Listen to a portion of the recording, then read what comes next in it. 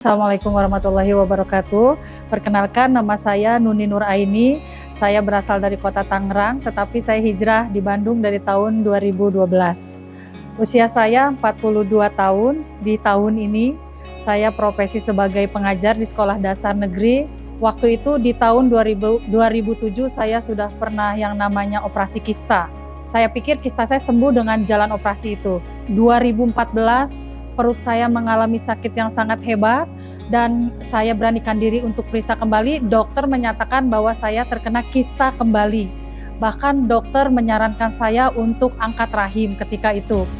Dunia terasa gelap bagi saya. Saya sampai nangis di depan dokter karena waktu yang operasi pertama itu dokter bilang ibu sudah bersih dari kista gitu ya. Ternyata saya baru tahu selama sel indung telur kita itu masih aktif, kista masih akan kemungkinan terus dan terus ada, walaupun sudah berkali-kali operasi. Dan singkat cerita, waktu itu saya bertemu dengan teman saya ya, itu sudah saya anggap sebagai kakak saya sendiri. Kebetulan dia sudah memakai minyak faras dan mempunyai penyakit yang sama, kista juga. Dia bilang, ini pakai minyak faras. Saya waktu itu aneh gitu kan, kok minyak bisa masuk ke dalam rahim gitu kan ya. Secara akal saya itu nggak nerima gitu. Jadi saya nggak langsung oh iya pakai, enggak. Saya buka, saya cium baunya, aduh enggak banget gitu kan. Karena sebelumnya saya memang tidak suka minyak-minyakan gitu kan. Tapi di otak saya bilang harus sembuh gitu kan. Harus sembuh, bismillah. Kok Teh Haji aja bisa sembuh, kenapa saya enggak? Akhirnya saya beranikan diri, saya balurkan. Di bulan berikutnya belum habis 1 botol, itu kurang lebih masih setengahnya lah ada.